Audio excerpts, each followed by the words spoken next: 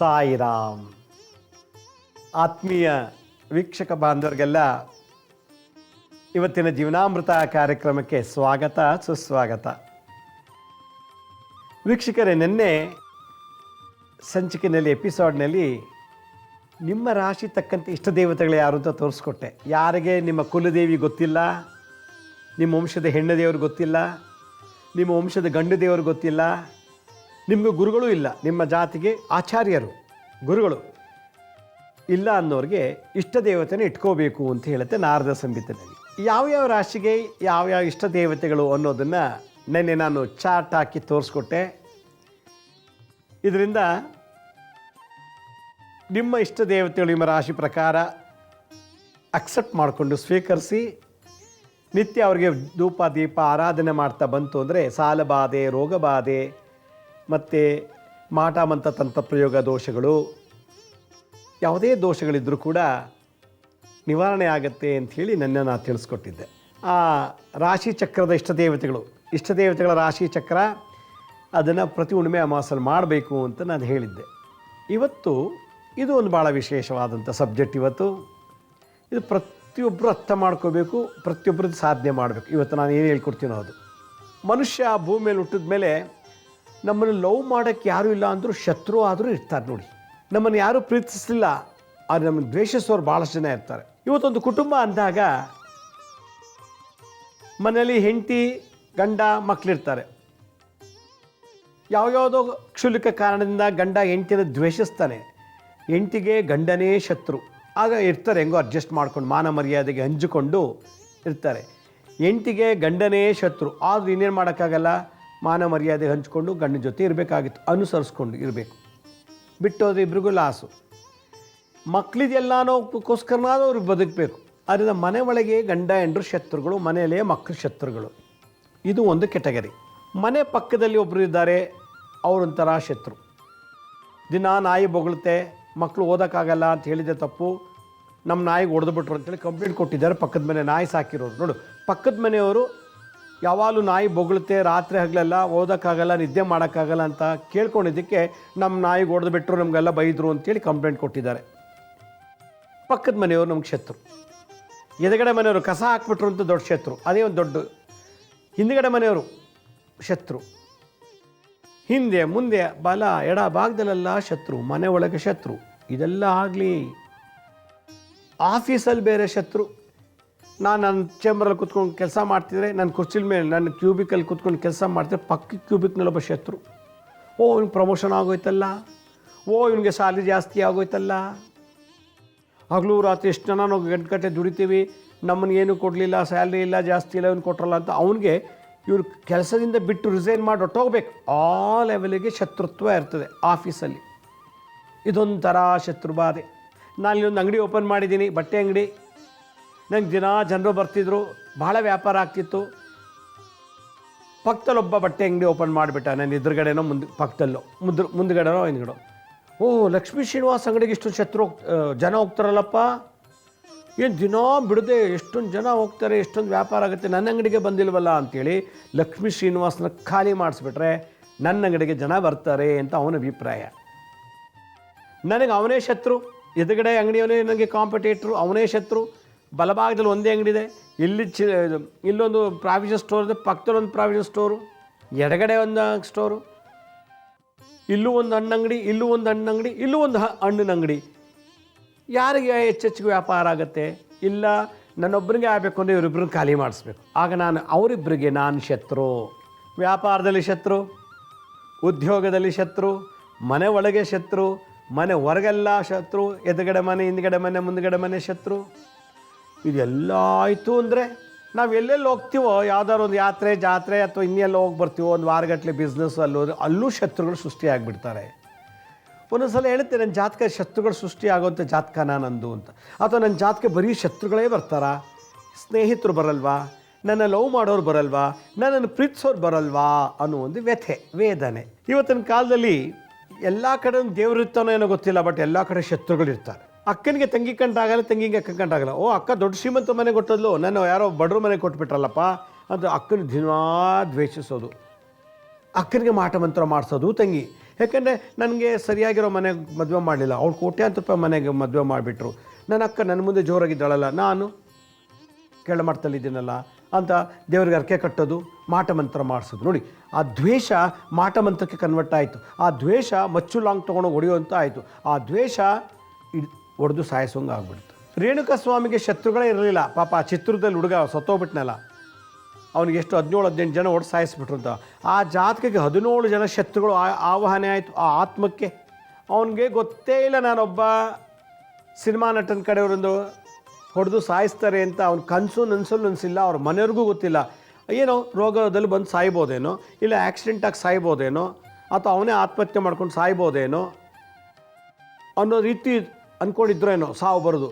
But 17 ಜನ ಒಬ್ಬರಾದ್ಮೇಲೆ ಅವ್ನಿಗೆ ಹೊಡೆದು ಸಾಯಿಸ್ಬಿಟ್ರಲ್ಲ.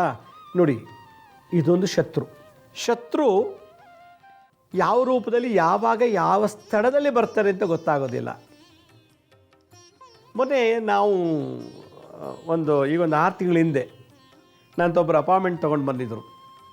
ಅವ್ರು ಮದುವೆಗೆ ಹೋಗ್ತಾ ಇದ್ದಾರೆ, ರಿಸೆಪ್ಷನ್ಗೆ, ಗಂಡ ಹೆಂಡತಿ ಡ್ರೆಸ್ ಮಾಡ್ಕೊಂಡು ಕ್ಲೀನಾಗೆ ಹೋಗ್ತಾ ಇದ್ದಾರೆ. ಅವನು ಯಾವನೋ ಒಬ್ಬ ಆಟೋದವನು ಬಂದು ಟಚ್ ಮಾಡ್ತಕ್ಕ ಬ್ಯಾಲೆನ್ಸ್ ತಪ್ಪೋಗ್ಬಿಟ್ಟು ಇಬ್ಬರು ಕೆಳಗೆ ಬಿದ್ದರು. ಏನಪ್ಪ, ನಾವು ಸರಿಯಾಗಿ ಹೋಗ್ತೀನಿ, ಬಂದು ಟಚ್ ಮಾಡಿ ಬೀಳಿಸ್ಬಿಟ್ಟಲ್ಲ ಅಂತೇಳಿ ಗಂಡ ಹೆಂಡತಿ ಅವನು ಆಟೋ ರಿಕ್ಷದ ಮೇಲೆ ಬೈದ ಡ್ರೈವರ್ಗೆ. ಅವನು ಬೈದ, ನೀವು ಸರಿಯಾಗಿ ಹೋಗ್ತಿಲ್ಲ, ನಾನು ಆರನ್ ಮಾಡಿದೆ, ನೀವು ಕೇಳಿಸ್ಕೊಳ್ಳೇ ಇಲ್ಲ, ಏನು ಗಂಡ ಹೆಂಡತಿ ಅವನು ಆರಾಮಾಗಿ ಹನಿಮೂನ್ಗೆ ಹೋದಂಗೆ ಹೋಗ್ತಿದ್ದೀರಾ. ಇವನು ಬಾಯಿ ಬಂದಾಗ ಬೈದ ಡ್ರೈವರು, ಇವರು ಬಾಯಿ ಬಂದಾಗ ಬೈದರು. ಸುತ್ತಮುತ್ತಲವರೆಲ್ಲ ಬಂದು ಸೇರಿಕೊಂಡು ಏನು ನಡೀತಿದೆ ಗಲಾಟೆ ಅಂತಾಗ, ನೋಡಿ ನಮ್ಮನ್ನು ಬಿಳಿಸ್ಬಿಟ್ಟ, ರಿಸೆಪ್ಷನ್ಗೆ ಹೋಗ್ತದ್ವಿ ಮದುವೆಗೆ, ನೋಡಿ ಬಟ್ಟೆ ಎಲ್ಲ ಕೊಳ ಆಯಿತು, ಹಿಂಗೆ ಅಂತ ಗಲಾಟೆ ಆಯಿತು. ಆಟೋದವ್ರಿಗೂ ಬೈದರು. ಕೊನೆಗೆ ಆಟೋದನ್ನು ಯಾರು 4 ಜನ ಫೋನ್ ಮಾಡಿಬಿಟ್ಟ, ಅವೆಲ್ಲೋ ಇದ್ದು ಆಟೋ ಡ್ರೈವರ್ಗಳು ಬಂದುಬಿಟ್ಟು ಪಟ ಅಂತ ಬಂದ್ಬಿಟ್ಟು ಏನು ಹಿಡ್ಕೊಂಡು ಜೋರಾಗಿ ಗಲಾಟೆ ಮಾಡಿ, ರಿಸೆಪ್ಷನ್ಗೆ ಹೋಗ್ತಿದ್ದವರು ಗಲಾಟೆಗೆ ಸಿಕ್ಕಾಕೊಂಡು ಗಂಡಂಗೆ ಹೊಡೆದವ್ರೆ. ಹೆಂಡತಿಗೆ ಬೈದರು, ಗಂಡಂಗೆ ಹೊಡೆದು ಬಿಟ್ರು. ಹೋಗಿ ಅವನಿಗೆ ತುಂಬ ತೊಂದರೆ ಮಾಡಿಬಿಟ್ರು. ನೋಡಿ, ಎಕ್ಸ್ಪೆಕ್ಟೇ ಮಾಡಲಿಲ್ಲ ಅವ್ರು. ನಾವು ಮದುವೆ ರಿಸೆಪ್ಷನ್ಗೆ ಹೋಗಿ ಚೆನ್ನಾಗಿ ಊಟ ಗೀಟ ಮಾಡ್ಕೊಂಡು ಬರ್ತೀನಿ ಅಂತ ಹೋದವರು ವಾಪಸ್ ಮನೆಗೆ ಬಂದರು. ಪೊಲೀಸ್ ಸ್ಟೇಷನ್ಗೆ ಹೋದರು, ಮದುವೆಗೆ ಹೋಗಲಿಲ್ಲ, ರಿಸೆಪ್ಷನ್ಗೆ ಹೋಗಲಿಲ್ಲ. ಹೋಗಿ ಆಟೋ ಡ್ರೈವರ್ ಮೇಲೆ ಕಂಪ್ಲೇಂಟ್ ಕೊಟ್ಟು ಹಾಗೆ ಮನೆಗೆ ಹೋದರು. ಈಗ ಬೀದಿಲಿ ಮದುವೆಗೆ ಅಂತ ಹೋದಾಗ ಆ ಶತ್ರು ಸೃಷ್ಟಿಯಾದ. ಸುಮ್ಮನೆ ಹೋಟ್ಲಿಗೆ ಹೋಗ್ತಿರ್ತಾನೆ, ಯಾವನೋ ಬಂದು ಮಧ್ಯ ಅಡ್ಡ ಬಂದು ಹಿಂಗೆ ಟಚ್ ಮಾಡ್ದ, ಏನು ರೀ ನಿಮಗೆ ಮ್ಯಾನರಿಸಮ್ ಇಲ್ವ, ಹಿಂಗೆ ಟಚ್ ಮಾಡ್ತಿರಲ್ಲ ನೋಡ್ಕೊಂಡು ಹೋಗಿದ್ರೆ, ನಿಂಗಿಲ್ವ, ಹಾಗೆ ಮಾತಿಗೆ ಇಬ್ರಿಗೂ ಹೊಡೆದಾಕೊಂಡೋದು. ತಿಂಡಿ ತಿನ್ನಕ್ಕೆ ಹೋದಂಗೆ ಹೊಡೆದಾಡ್ತಲ್ಲಿ ಪೊಲೀಸ್ ಸ್ಟೇಷನ್ಗೆ ಹೋದ್ರು. ನೋಡಿ, ಶತ್ರು ಈ ಥರದಲ್ಲಿ ಶತ್ರುಗಳು ಉತ್ಪತ್ತಿ ಆಗ್ತಾರೆ. ರೋಗ ಯಾವಾಗ ಬರುತ್ತೋ ಗೊತ್ತಿಲ್ಲ ನಮಗೆ, ಏನು ತಿಂದು ರೋಗ ಬಂತೋ ಗೊತ್ತಿಲ್ಲ, ಏನು ಕುಡಿದು ರೋಗ ಬರ್ಸ್ಕೊಂಡೋ ಗೊತ್ತಿಲ್ಲ, ಎಲ್ಲಿ ವಾಸ ಮಾಡಿ ರೋಗ ಬಂತೋ ಗೊತ್ತಿಲ್ಲ. ಆದರೆ ಎಲ್ಲೆಲ್ಲೂ ಶತ್ರುಗಳು ಇರ್ತಾರೆ. ಅವ್ರಿಗೆ ಊಟ ಹಾಕಬೇಕಾಗಿಲ್ಲ, ದುಡ್ಡು ಕೊಡಬೇಕಾಗಿಲ್ಲ, ಶತ್ರು ಉತ್ಪತ್ತಿ ಆಗಲಿಕ್ಕೆ. ಮೊನ್ನೆ ಒಬ್ಬರು ATMಗೆ ದುಡ್ಡು ಡ್ರಾ ಮಾಡೋಕ್ಕೆ ಹೋಗಿದ್ದಾರೆ. ಅವನು 15 ನಿಮಿಷ ಆದರೂ ದುಡ್ಡು ಡ್ರಾ ಮಾಡ್ತಾನೇ ಇದ್ದಾನೆ. ಪಾಪ ಹಿಂದ್ಗಡೆ ಇಬ್ಬರು ಕ್ಯೂನಲ್ಲಿ ನಿಂತ್ಕೊಂಡಿದ್ದಾರೆ. ಸಾರ್ ಬೇಗ ಬನ್ನಿ, ನಾವು ತೊಗೋಬೇಕು, ಅರ್ಜೆಂಟು, ಅಲ್ಲಿ ಹೋಗಿ ಕಾಯ್ತಾ ಇದ್ದಾರೆ, ಕಾರ್ ಪಾರ್ಕಿಂಗ್ ಮಾಡೋಕ್ಕಾಗಲ್ಲ, ಅಲ್ಲಿ ಗಲಾಟೆ ಆಗುತ್ತೆ, ಬೇಗ ಬನ್ನಿ, ನಮ್ಗೆ ಬಿಟ್ಬಿಡಿ, ನಾವು ತೊಗೊಂಡು ಹೋಗ್ಬಿಡ್ತೀವಿ, ನೀವು ಬೇಕಾದ್ರೆ ನಿಧಾನಕ್ಕೆ ತೊಗೊಳ್ಳಿ ಅಂದಾಗ ಅವನು ಭಾಳ ಇಂಗ್ಲೀಷಲ್ಲಿ ಜೋರಾಗಿ ಬೈದಕ್ಕೆ ಶುರು ಮಾಡಿದಂತೆ. ಮೇಲೆ ಮಾತುಕತೆ ಆಯಿತು. ನಾನೇನು ಕಮ್ಮಿ ಅಂತ, ನೀನು ಎಜುಕೇಟೆಡಾ, ನಿನಗೆ ಬುದ್ಧಿ ಇಲ್ವಾ, ಹಾಗೆ ಹೇಗೆ ಅವನು ಅಂದ್ಬಿಟ್ಟಿದ್ದಾನೆ. ವೆಯ್ಟ್ ಮಾಡು, ನಾನು ನಿನ್ನ ದುಡ್ಡು ತೊಗೋಬೇಕು, 50,000 60,000 ಡ್ರಾ ಮಾಡಬೇಕು, ಹಾಗೆ ಹೇಗೆ ಅಂತೇಳಿ ಇಬ್ಬರು ಗಲಾಟೆ ಆಗಿ ಕೊನೆಗೆ ಆ ATM ಒಳಗಡೆ ಗುದ್ದಾಡಿದ್ದಾರೆ. ಈ CCTV ರೆಕಾರ್ಡ್ ಆಗೋಗ್ಬಿಟ್ಟಿದೆ. ಅದು ATM ಒಳಗಡೆ ಡ್ರಾ ಮಾಡುವಾಗ ಇಬ್ಬರು ಗಲಾಟೆ ಮಾಡಿ ಕೊನೆಗೆ ಹೆಂಗೋಯ್ತು ಅಂತಂದರೆ ಪೊಲೀಸ್ ಸ್ಟೇಷನ್ಗೆ ಹೋಯ್ತದು. ಬಟ್ಟೆ ಎಲ್ಲ ಹರ್ಕೊಳ್ಳೋ ಗುದ್ದಾಡಿದ್ದಾರೆ ನೋಡಿ. ಆಮೇಲೆ ಆಜು ಬಾಜುವರೆಲ್ಲ ಬಂದು ಬಿಡಿಸಿ ಎಲ್ಲ ಮಾಡಿ ಕೊನೆಗೆ ಅವನ್ನ ಕರ್ಕೊಂಡೋಗಿ ಕಂಪ್ಲೇಂಟ್ ಕೊಟ್ಟಿದ್ದಾರೆ. ದುಡ್ಡು ತೊಗೊಳಕ್ಕೆ ಹೋದಾಗ ಒಬ್ಬ ಶತ್ರು ಸೃಷ್ಟಿ ಆಗ್ಬಿಟ್ನಲ್ರಿ. ಬ್ಯಾಂಕಲ್ಲಿ ಯಾವುದೋ ಬ್ಯಾಂಕ್ ಮರ್ತೋಯ್ತು ನನಗೆ, ಈಗ ಒಬ್ಬರು 6-7 ತಿಂಗಳಿಂದ ಹೇಳಿದ ಕತೆ ಇದು. ಬ್ಯಾಂಕಲ್ಲಿ ಹೋಗಿದ್ದಾರೆ. ಬ್ಯಾಂಕಲ್ಲಿ ಹೋಗ್ಬಿಟ್ಟು ಏನೋ ಒಂದು ಕೂತ್ಕೊಳ್ಳಿ ಅಂತ ಅಂದಿದ್ದಾರೆ. ಅರ್ಧ ಗಂಟೆ ಕೂತ್ಕೊಳ್ಳಿ ಕೊಡ್ತೀವಿ ಅಂತ. ಅರ್ಧ ಗಂಟೆ ಎಲ್ಲ 1-2 ಅವರ್ಸ್ ಆದರೂ ಕೊಡಲಿಲ್ಲ. ಅವ್ರಿಗೆ ಅವರು ಏನೋ FD ರೆಸಿಪ್ಟ್ ಕೊಡಲಿಲ್ವಂತೆ. FD ಡಿಪಾಸಿಟ್ ಮಾಡಿದ್ರು. ಏನು ರೀ, ಗೌರ್ಮೆಂಟ್ ಡಿಪಾರ್ಟ್ಮೆಂಟ್ ಆಗೋಯ್ತಲ್ಲ ನಿಮ್ಮ ಬ್ಯಾಂಕು, ಸರ್ಕಾರಿ ಕೆಲಸ ಹಿಂಗೆ ಆಗುತ್ತೆ, ಗಂಟೆ ಕೂರಿಸ್ತಾರೆ. ಬ್ಯಾಂಕು ಹಿಂಗೆ ಮಾಡಿ ಹಂಗೆ ಕೊಡಬೇಕು, ನಾವು ಎಷ್ಟೊತ್ತು ಕೂತ್ಕೊಳ್ಳೋದು, ತುಂಬ ದೂರ ಹೋಗಬೇಕು, ಹಾಗೆ ಅಂತ ಬ್ಯಾಂಕ್ ಎಂಪ್ಲಾಯ್ ಮೇಲೆ ಗಲಾಟೆ ಮಾಡಿದ್ದಾರೆ. ಅವರು ಈ ಥರ ಮಾತ್ರ ಅಂತ ಅವರು ಎದುರುತ್ತರ ಕೊಟ್ಟಿದ್ದಾರೆ. ಕೊನೆಗೆ ಇವ್ರಿಗೂ ಗಲಾಟೆ, ಮಾರಾಮಾರಿ ಗಲಾಟೆ, ಹಾಗೆ ಅಂತ ಪೊಲೀಸರು ಬಂದು ಬಿಡಿಸೋವರೆಗೂ ಆ ಗಲಾಟೆ ನಿಲ್ಲುವಂತೆ ನೋಡಿ ಬ್ಯಾಂಕಲ್ಲಿ. ಆಮೇಲೆ ಅವ್ರು ಬಂದು ಹೇಳಿದ್ರು ಈ ಥರ ಅಂತೀವಿ. ಹೀಗೆ ಬ್ಯಾಂಕಲ್ಲಿ FD ಇಡಕ್ಕೆ ಹೋದಾಗ ಗಲಾಟೆ, ATM ಡ್ರಾ ಮಾಡೋಕ್ಕೆ ಹೋದಾಗ ಗಲಾಟೆ, ತರಕಾರಿ ತೊಗೊಳಕ್ಕೆ ಹೋದಾಗ, ತಿಂಡಿ ತಿನ್ನೋಕೆ ಹೋಟ್ಲಿಗೆ ಹೋದಾಗ, ಸಿನಿಮಾ ಥಿಯೇಟ್ರ್ ಕ್ಯೂಗೆ ಟಿಕೆಟ್ ತೊಗೊಳಕ್ಕೆ ಹೋದಾಗ ಗಲಾಟೆ, ಹೀಗೆ ಶತ್ರು ಶತ್ರು ಶತ್ರು ಶತ್ರು, ಎಲ್ಲೆಲ್ಲೂ ಶತ್ರು.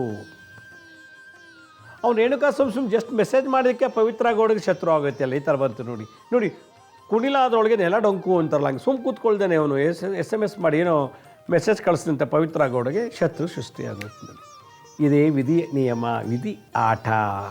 ನಾವು ಊಟ ಇಲ್ಲದೆ ಬದುಕ್ಬೋದು, ಒಂದು ತುಂಡು ಬಟ್ಟೆ ಹಾಕೊಂಡು ಬೇಕಾದ್ರೆ ಓಡಾಡ್ಬೋದು. ಇನ್ನೂ ಗತಿ ಕೆಟ್ಟೋಯ್ತಾ, ಬಟ್ಟೆ ಬಿಚ್ಕೊಂಡು ದಿಗಂಬರಾಗಿ ಓಡಿದ್ರೂ ಏನು ಮರ್ಯಾದೆ ಏನಿಲ್ಲ. ಶತ್ರು ಮಾತ್ರ ಇರಬಾರ್ದಂತೆ.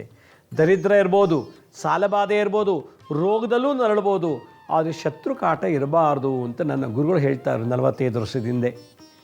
ಆದ್ದರಿಂದ ಇವತ್ತು ಮನೆ ಮನೆಗೆ, ಬೀದಿ ಬೀದಿಗೆ, ಗಲ್ಲಿ ಗಲ್ಲಿಗಳಲ್ಲಿ ಎಲ್ಲ ಕಡೆಯಲ್ಲೂ ಕೂಡ ಶತ್ರು ತುಂಬಿ ತುಳುಕ್ತಾ ಇದ್ದಾರೆ.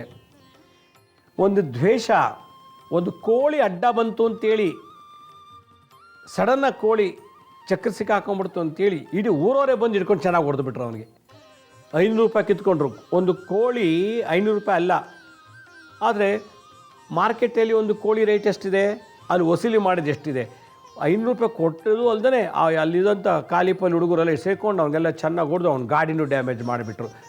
ಸುಮ್ಮನೆ ಹೆಂಡತಿ ಮನೆಗೆ ಹೋಗ್ತಿದ್ದವನು, ಅತ್ತೆ ಮನೆಗೆ ಹೋಗ್ತಿದ್ದವನು ಕೋಳಿ ಮೇಲೆ ಕಾರು ಬಿಟ್ಬಿಟ್ಟು ಊರವರೆಲ್ಲ ಹೊಡೆದು 500 ರೂಪಾಯಿ ಪೆನಾಲ್ಟಿ ಹಾಕ್ಸಿ, ಹೆಂಗಿದೆ ನೋಡಿ. ಅದರಿಂದ ಶತ್ರು ಯಾವಾಗ ಹುಡ್ತಾರೋ ಗೊತ್ತಿಲ್ಲ. ಸೂರ್ಯ ಪೂರ್ವದಲ್ಲಿ ಹುಡ್ತಾನೆ, ಪಶ್ಚಿಮದಲ್ಲಿ ಮುಳುಗ್ತಾನೆ. ನಕ್ಷತ್ರಗಳು ಆಯಾ ದಿಕ್ಕಲ್ಲಿ ಆಯಾ ಮಂಡಲದಲ್ಲಿ ಹುಡ್ತಾರೆ. ಆದರೆ ಶತ್ರುಗಳು ಎಲ್ಲಿ ಹುಡ್ತಾರೋ, ಯಾವ ದಿಕ್ಕಲ್ಲಿ ಹುಡ್ತಾರೋ, ಯಾವ ಸಮಯದಲ್ಲಿ ಹುಡ್ತಾರೋ ಗೊತ್ತೇ ಇಲ್ಲ. ಆದ್ದರಿಂದ ಶತ್ರುವಿಂದ ದೂರ ಇರಬೇಕು. ಮಿತ್ರರಿಲ್ಲ ಅಂದರೂ ಪರವಾಗಿಲ್ಲ, ಶತ್ರು ಇರಬಾರ್ದು. ಅಕಸ್ಮಾತ್ ಶತ್ರು ಇತ್ತು ಅಂದರೆ ಅವನ ರಂಗೇಳಿಸ್ಬಾರ್ದು, ಅವನ್ನ ಜಾಸ್ತಿ ಬೆರೆಸಬಾರ್ದು. ಶತ್ರು ಭಯ ಒಂದು, ಚೋರ ಭಯ ಇನ್ನೊಂದು, ವ್ಯಾಧಿ ಭಯ, ರೋಗದ ಭಯ, ರಾಜ ಭಯ, ತಹಶೀಲ್ದಾರಿಂದ, DC ಯಿಂದ, ಅವರಿಂದ ಇವರೆಲ್ಲ ರಾಜತಾನೆ ನಮಗೆಲ್ಲ ಇವತ್ತಿನ ಕಾಲದಲ್ಲಿ. ಅವ್ರ ಭಯ, ಇದೆಲ್ಲ ಸೇರಿಕೊಂಡಾಗ ಮನುಷ್ಯ ಡಿಪ್ರೆಷನ್ಗೆ ಹೋಗ್ಬಿಡ್ತಾನೆ. ಶತ್ರುಕಾಟ ತಡಿಲಾರದೆ ಎಷ್ಟೋ ಜನ ಸ್ವಯಂ ಆತ್ಮಹತ್ಯೆ ಮಾಡ್ಕೊಂಡಿರೋದುಂಟು. ಶತ್ರು ಬಾಧೆ ತಡೆಯೋಕ್ಕಾಗ್ದೇ ಊರೇ ಬಿಟ್ಟು ಹೋಗಿರೋದುಂಟು. ಶತ್ರುಗಳ ಕಾಟ ತಡೆಯೋಕ್ಕಾಗ್ದೇ ಮನೆ ಖಾಲಿ ಮಾಡ್ಕೊಂಡು ಬೇರೆ ಏರಿಯಾಗೆ ಹೋಗಿರೋದುಂಟು. ಶತ್ರು ಕಾಟ ತಡೆಯೋಕ್ಕಾಗ್ದೇ ತಲೆ ಮರೆಸ್ಕೊಂಡು ದೇಶಾಂತರ ಹೊಟ್ಟೋಗಿದ್ದಾರೆ, ಅಲಿತಾನೇ ಇರ್ತಾರೆ. ಆದ್ದರಿಂದ ಜೀವಿತದಲ್ಲಿ, ಬದುಕಿನಲ್ಲಿ ಯಾರಿಗೂ ಕೂಡ ಶತ್ರು ಬಾಧೆ ಇರಬಾರ್ದು ಅಂತ ನನ್ನ ಅನುಭವದ ಮಾತು. ನನ್ನ 48 ವರ್ಷದಲ್ಲಿ ನನಗಿರೋಷ್ಟು ಶತ್ರು ಜಗತ್ತಲ್ಲಿ ಯಾರಿಗೂ ಇಲ್ಲ ಅನಿಸುತ್ತೆ. ಯಾಕೆಂದರೆ ನನಗೆ ಅಷ್ಟೊಂದು ಜನ ಶತ್ರು ಇದ್ದಾರೆ. ನನ್ನ ಜೊತೆಲೇ ಇದ್ದು, ನನ್ನ ಜೊತೆಲೇ ಊಟ ಮಾಡಿ, ನನ್ನ ಜೊತೆಲೇ ವಿದ್ಯೆ ಕಲಿತು, ನನ್ನ ಜೊತೆಲೇ ಇದ್ದು, ನಮ್ಮ ಆಶ್ರಮದಲ್ಲೇ ಇದ್ದು, ನಮ್ಮಲ್ಲೇ ಇದ್ಕೊಂಡು ನನಗೆ ಬೇರಿನ ಚೂರಿ ಹಾಕೋದು, ನನ್ನ ಮುಂದೆ ಎತ್ಕೊಂಡು ನನಗೆ ಮಾಟ ಮಂತ್ರ ಮಾಡಿಸೋದು, ನನ್ನ ಹತ್ರನೇ ಎತ್ಕೊಂಡು ಅಪಪ್ರಚಾರ ಮಾಡಿಸೋದು, ನನ್ನ ಹತ್ರನೇ ಎತ್ಕೊಂಡು ಇರೋ ಬರೋದೆಲ್ಲ ದೋಚ್ಕೊಂಡು ಹೋಗೋದು, ಡ್ಯಾಮೇಜ್ ಮಾಡೋದು ಮಾಡ್ತಾಯಿದ್ದಾರೆ. ಆದರೆ ಅವ್ರಿಗೇನು ಫಲ ಸಿಕ್ಕಿಲ್ಲ. ಅದು ಅವ್ರಿಗೆ ಭಾರತ ರತ್ನ, ಪದ್ಮಭೂಷಣ ಅಥವಾ ಯಾವುದೇ ನೋಬೆಲ್ ಪ್ರೈಸ್ ಕೊಟ್ಟಿಲ್ಲ. ಆದ್ದರಿಂದ ಶತ್ರುಗಳನ್ನು ಅಟ್ಟಹಾಸದಲ್ಲಿ ಮೆರೀತಿದ್ರೆ, ಶತ್ರುಗಳು ಉದ್ದೇಶಪೂರ್ವಕವಾಗಿ ಇಲ್ಲ ನಮಗೆ ಬೇಕು ಅಂತಲೇ ಇಲ್ಲ ಚಾಡಿ ಮಾತು ಕೇಳಿ ಶತ್ರುಗಳು ಉತ್ಪತ್ತಿ ಆಗ್ತಾರೆ. ಅವ್ರ ಮಾತು ಕೇಳ್ಕೊಂಡು ನನ್ನ ಮೇಲೆ ಶತ್ರುತ್ವ. ಅವಳೆ ಅಂದ್ಲಂತೆ ನನ್ನ ಮೇಲೆ ಶತ್ರು, ಅವನು ಅಂದ್ಬಿಟ್ಟಂತೆ ಅವ್ನು ನನಗೆ ಶತ್ರು, ಅವ್ನು ಏನೋ ಅಂದು ಗೊತ್ತಿಲ್ಲ, ಅದು ನನ್ನ ತಿದ್ದವನು ಶತ್ರು. ನನ್ನ ಅನುಭವದ ಮಾತು ನಿಮ್ಮೊಂದಿಗೆ ಹಂಚ್ಕೊತಾ ಇದ್ದೀನಿ. ನನಗೆ ಭಾಳಷ್ಟು ಶತ್ರುಗಳು ಈಗಲೂ ಇದ್ದಾರೆ, ಹಿಂದೆನೂ ಇದ್ದರು, ಮುಂದೆನೂ ಹುಡ್ತಾರೆ. ಭೂತಕಾಲದ ಶತ್ರುಗಳು, ವರ್ತಮಾನ ಈಗಿರುವಂತಹ ಶತ್ರುಗಳು, ಮುಂದೆ ಬರುವಂಥ ಶತ್ರುಗಳು, ಭವಿಷ್ಯತ್ ಕಾಲದ ಶತ್ರು. ಭೂತ, ವರ್ತಮಾನ, ಭವಿಷ್ಯತ್ ಕಾಲದ ಶತ್ರುಗಳನ್ನು ಅವ್ರು ಏನೇ ಫಲಪ್ರಯೋಗ ಮಾಡಲಿ, ಮಾಟಮಂತ್ರ ತಂತ್ರ ಮಾಡ್ಬೋದು ಅಥವಾ ಬೇರೆ ಏನಾದರೂ ನಮಗೆ ತೊಂದರೆ ಕೊಡ್ಬೋದು ಬೇರೆ ರೀತಿಯಲ್ಲಿ. ಅಂಥವ್ರನ್ನ ಮಟ್ಟ ಹಾಕಬೇಕು ಅಂತಂದರೆ ನೀವು ಪೊಲೀಸ್ ಸ್ಟೇಷನ್ನು, ಕೋರ್ಟು ಎಲ್ಲ ಹೋಗೋ ಅವಶ್ಯಕತೆ ಇಲ್ಲ. ನಾನಿವತ್ತು ನರಸಿಂಹ ಉಪನಿಷತ್ತಲ್ಲಿ ಒಂದು ಮಂತ್ರ ಬರುತ್ತೆ, ಭಾಳ ವಿಶೇಷವಾದಂಥ ಲಕ್ಷ್ಮೀ ನರಸಿಂಹರದೊಂದು ಮಂತ್ರ. ಆ ಮಂತ್ರವನ್ನು ನೀವು ದಿನನಿತ್ಯ ಜಪ ಮಾಡ್ತಿತ್ತಂದರೆ ಮನೆ ಹೊರಗೆ, ಮನೆ ಒಳಗೆ, ಆಫೀಸಲ್ಲಿ, ಆಫೀಸ್ ಬಿಟ್ಟ ಮೇಲೆ, ಪ್ರಯಾಣ ಮಾಡೋಕ್ಕೆ ಮುಂಚೆ, ಪ್ರಯಾಣ ಮಾಡುವಾಗ ಅಥವಾ ಪ್ರಯಾಣ ಮಾಡಿ ತಲುಪಿದಾಗ, ಯಾವ ಮೂಮೆಂಟಲ್ಲಿ ಯಾವ ಜಾಗದಲ್ಲಿ ಶತ್ರುಗಳು ಹುಡ್ತಾರೋ ಗೊತ್ತಿಲ್ಲ. ಭಾಳಷ್ಟು ಎಕ್ಸಾಂಪಲ್ ಕೊಟ್ಟೆ ನಾನಿವಾಗ. ಅದರಿಂದ ಶತ್ರುಗಳಿಂದ ಮುಕ್ತನಾಗಿ ಜೀವನ ನಡೆಸಬೇಕು ಅಂದರೆ, ಶತ್ರುಗಳಿಲ್ಲದೇ ನಾವು ಸಂಪೂರ್ಣವಾಗಿ ನೆಮ್ಮದಿಯಾಗಿ ಬದುಕಬೇಕು ಅಂತಂದರೆ ನಾವೇನು ಮಾಡಬೇಕಪ್ಪ ಅಂತಂದರೆ, ಬಿಳಿ ಸಾಸಿವೆ